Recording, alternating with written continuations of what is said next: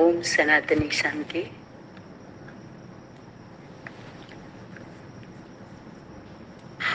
आप सभी दिव्य आत्माओं के चरणों में नमन, वंदन, अभिनंदन, शुभ प्रभात।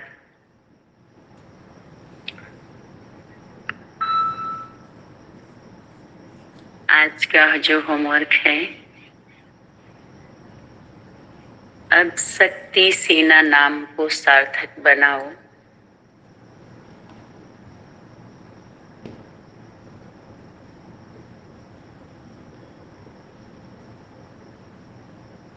जो भी बच्चे हैं उन निर्बल आत्मा को शक्ति देने वाले शक्तिदाता, चढ़ती कला की ओर ले जाने वाले, सब आधारों से निराधार बनाने वाले,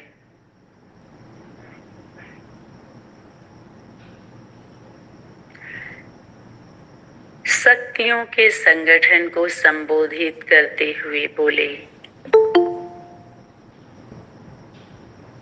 क्या अपने को शक्ति सेना की वॉरियर समझती हो?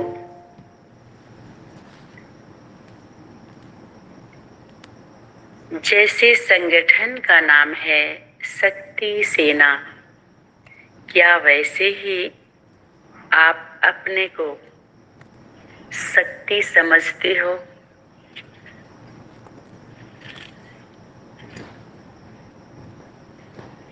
यह नाम तो आपका परिचय देता है।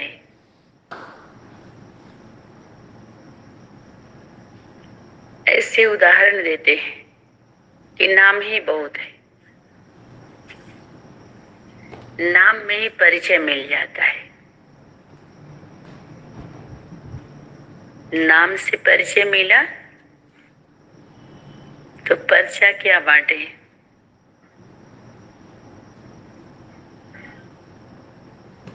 खर्चा भी होता है और सिर्फ चर्चा होता है। तो चर्चा से चर्च की स्थापना, यहाँ तो अस्थाई होना है।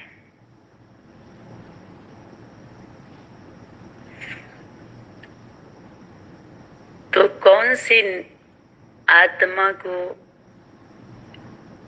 यहाँ पर परमात्मा शक्ति, समय की शक्ति, बाप दादा की शक्ति,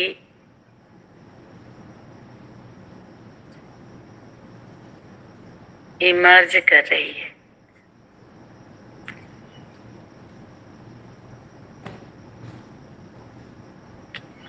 कि शक्ति सेना का जो संगठन है उसका नाम सार्थक कब होगा?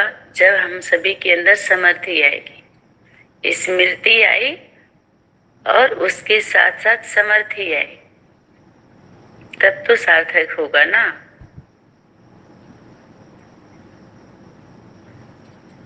तो यह नाम तो आपका परिचय देता है, क्योंकि यह कर्तव्य के आधार पर है। शक्ति सेना का अर्थ है सर्व शक्तियों से संपन्न आत्माओं का संगठन।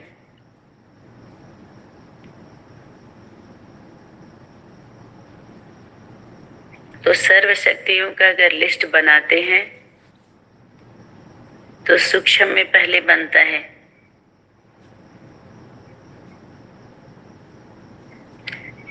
तो 2, 4, 5, 10 हम हेडिंग में लेके आते हैं। उसकी प्रवृत्ति, परिवार, उसकी बहुत लंबी लिस्ट होती है जो सूक्ष्म में रहता है।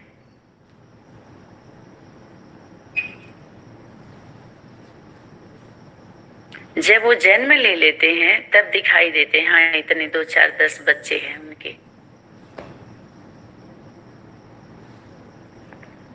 पहले तो कम ही होता है ना, बाद में उसकी संख्या बढ़ती है। जैसे 5 बुराइयों का परिवार दिखाते हैं, अंश का वंश, ऐसे ही अच्छाइयों का भी रहता है परिवार।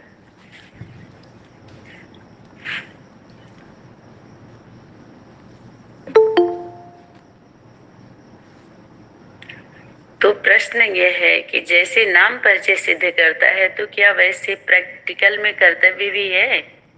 सर्वशक्ति संपन्न सदा यह स्मृति में रहे और रखो इससे स्मृति में कि बाप का नाम क्या है और बाप की महिमा क्या है। फिर उसके बाद यह विचार करो कि जो बाप का काम है क्या वही मेरा भी काम है? नाम से पहले शक्ति क्या लेके आई? काम अर्थात कर्तव्य। फिर उसके बाद यह विचार करो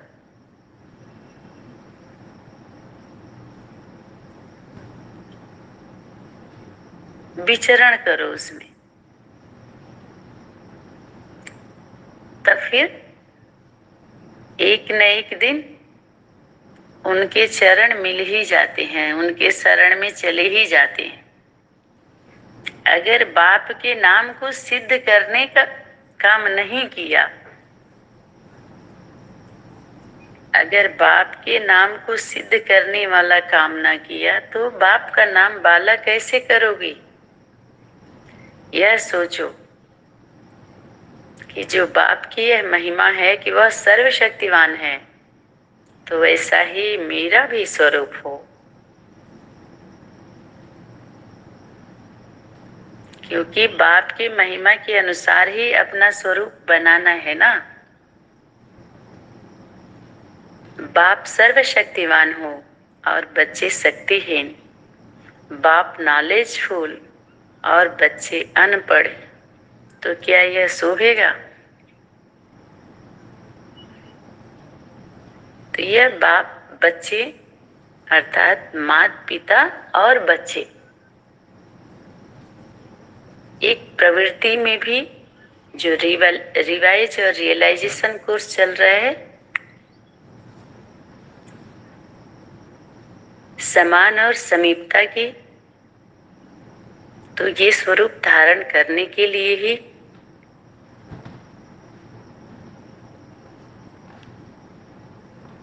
स्थिर करने के लिए, स्थायी करने के लिए ही प्रकाश डाला जा रहा है।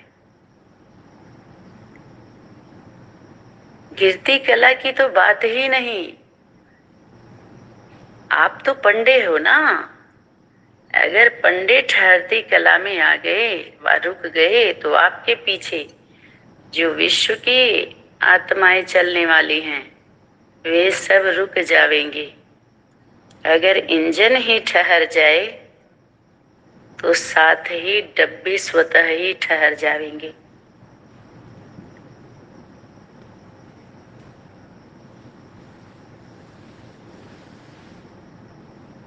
तो शक्ति किससे बात कर रही है? जब भी डबल इंजन की बात आई तो माता पिता डबल हो गए ना।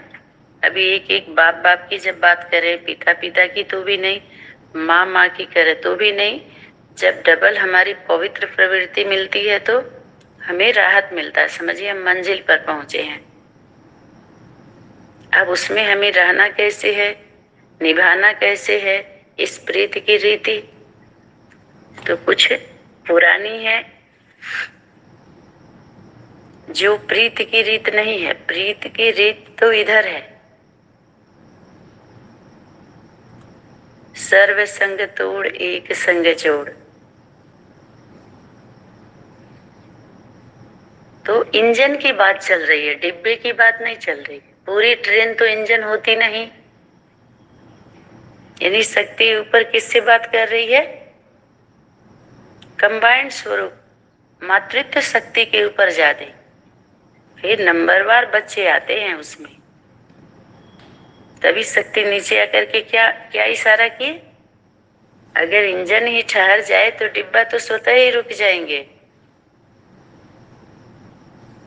आप सबके पीछे विश्व की आत्माएं हैं।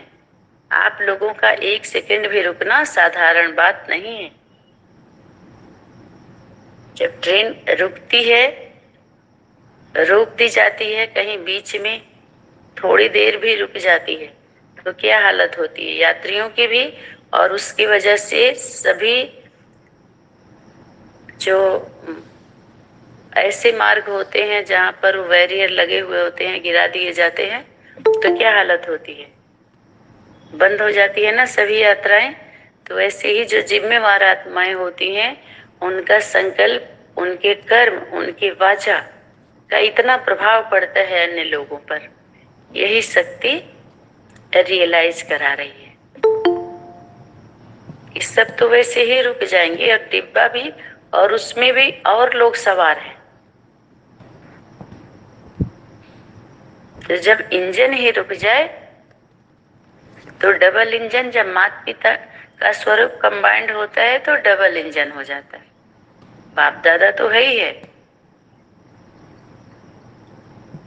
तो आप सभी के पीछे विश्व की आत्माएं हैं। तो क्या इतना जिम्मेवारी समझ करके चलती हो विशेष स्थान पर, और विशेष स्थान के रूपों में? एक तो विशेष स्थान है उसका,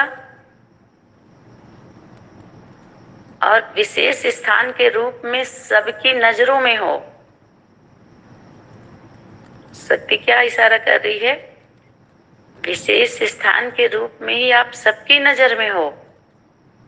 तो जब ड्रामा अनुसार, माने समय के अनुसार, समय की शक्ति, परमात्मा शक्ति के अनुसार, उसको शक्ति बार बार ड्रामा अनुसार माने समय, विशेष स्थान पर विशेष पार्ट बजाने का चांस मिला है, तो अपने विशेष पार्ट को महत्व देकर चलना चाहिए ना। जब और कोई महत्व न दे, न समझे, तो कम से कम अपना तो हमें समझना चाहिए ना महत्व को। जब अपने महत्व को खुद समझकर नहीं चलेंगे, अपना महत्व नहीं देंगे, तो और लोग भी महत्व नहीं रखेंगे। अपने पार्ट को महत्व दे अगर ना चलें, तो और लोग भी महत्व नहीं देंगे। इसलिए अब अपने पार्ट के महत्व को जानो। हमारे ऊपर अब कोई जिम्मेवारी नहीं है, यह संकल्प भी नहीं करना है। आप लोगों को देखकर कोई सौदा करता है तो सौदा करने वाले आप हो ना, जिसके लिए शक्ति इशारा की। आपका निश्चय बुद्धि अनेकों को निश्चय बनाने वाला है, यह तो अंडरस्टूड है कि अगर स्थापना की तैयारी कम है तो विनाश की तैयारी कैसे? इन दोनों का आपस में कनेक्शन है। समय पर तैयार हो ही जाएंगे, यह समझना भी रॉन्ग है।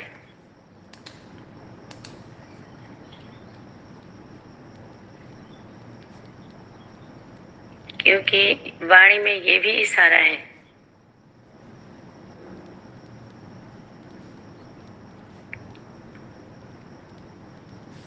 कि सिर्फ बटन दबाने से न बच्चे जन्म लेते हैं, न बटन दबाने से पालना होती है, न बटन दबाने से हम बड़े हो जाते हैं, न बटन दबाने से सारे संस्कार जागृत हो जाते हैं, न बटन दबाने से सारे संस्कार चले जाते हैं।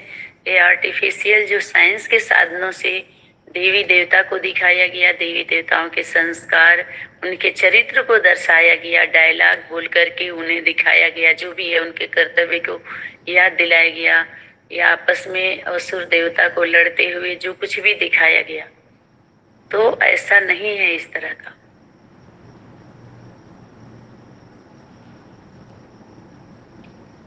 ये बंधक बना दिया जाता है कहीं ना कहीं।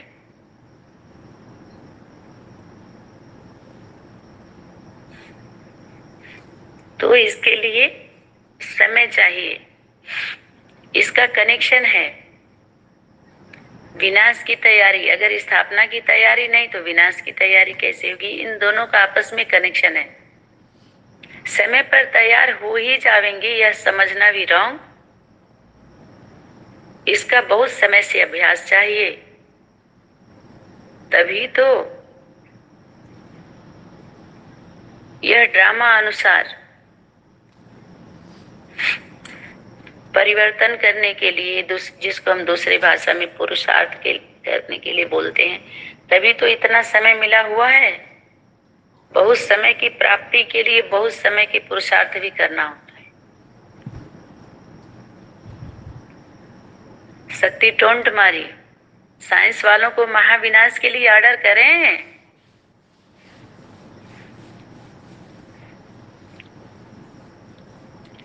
एक सेकेंड की ही तो बात है, इशारा मिला और किया। क्या ऐसे ही शक्ति सेना तैयार है? शक्ति है तो सेना भी है। तो सेना के लिए शक्ति बार बार, अगर वो सोने में चले जाएं, विस्मृति में चले जाएं, तो उनके राज्य की क्या हालत होगी, उनकी क्या हालत होगी। तो अल्पकाल के लिए नहीं, सदा काल के लिए तैयार। ऐसा इशारा मिले तो क्या आप सभी तैयार हो, या पॉइंट्स ढूंढेंगे, साधन ढूंढेंगे, अपने ठहराने की कोशिश करेंगे? इसलिए अभी से ऐसा पुरुषार्थ करो। मिलिट्री को तो अचानक ही ऑर्डर मिलते हैं ना। अब यहाँ शक्ति मिलिट्री का पॉइंट्स लेके आई। अपने आप प्रोग्राम बनाओ और स्वयं ही स्वयं की उन्नति करो। प्रोग्राम बनेगा तो कर लेंगे, यह भी आधार मत रखो। भट्ठी बनेगी तो 3 दिन अच्छा बीतेंगे, इसमें तो संगठन का सहयोग मिलता है, लेकिन यह आधार भी नहीं। कभी सहयोग मिल सकता है और कभी नहीं भी मिल सकता है। अभ्यास निराधार का होना चाहिए। इस तरह के आधार भी अंत में खींच लिए जाते हैं। यह ड्रामा अर्थात समय की शक्ति, वह भी सहयोग नहीं देती, ऐसे भी मजबूत बनाती। अगर चांस मिला तो अच्छा है। इससे भट्ठी का हम सभी प्रोग्राम रख रख के करते थे ना, इसलिए उस प्रोग्राम को, समय को हम जब देखते हैं, प्रोग्राम बनाते हैं, तो आत्माओं की व्यवस्था की सेवा के लिए हैंड्स की बुद्धि में जाती है। स्थान का चलो ठीक है, उसमें तो बना बनाए रहता है। तो उसके बाद की जो भी व्यवस्थाएं हैं, कौन कौन आएगा, कब कब आएगा, कहाँ कहाँ जाएगा, तो उसमें ढेर सारा लोड अतिरिक्त पड़ता है। और उसमें कुछ कमजोर आएंगी, कुछ हलवेलापन वाली आएंगी, कुछ का सहयोग मिलेगा, कुछ का नहीं मिलेगा, तो सब एक दूसरे के ऊपर ढोलमुल हो जाता है। तो वही शक्ति कह रही कि चांस मिले, कभी मिले भी, नहीं भी मिले, तो यह भी आधार नहीं लो। कभी सहयोग मिले, कभी नहीं। अभ्यास निराधार होना चाहिए। अगर चांस मिल जाता है तो अच्छा ही है, न मिलने पर भी अभ्यास से हटना नहीं चाहिए। क्योंकि कि जितना ही हम भट्ठी में रहते हैं, तो छोटी छोटी कमियां, कमजोरियां और भी छोटे छोटे जो रुके हुए हैं, ब्लॉकेज हैं हमारी बुद्धि की नसें, नाड़ियां, वो सभी खुलते हैं और क्लियर होते हैं, और परिवर्तन सरल सहज हो जाता है, और सभी शक्तियों का अनुभूति होने लगती है। सहन करने की शक्ति, समाने की शक्ति, परखने की शक्ति, ये धीरे धीरे जागृत होती है। उसके लिए क्या चाहिए? एकांत चाहिए। तो मनोयोग से, वाणी से, चलो प्रैक्टिकल हम सभी शरीर रूपी रथ अलग अलग स्थानों पर है, लेकिन मनसा वाचा से हम सभी एक होके अपने अपने स्थानों पर यथाशक्ति हम योग लगाते हैं। बुद्धि योग से हम जुड़े रहते हैं, और ये सहयोग सबसे ज्यादा मिलता है हमारे ग्रुप में, लेन देन से, रिवीजन, रियलाइजेशन से, इसका बल मिलता है।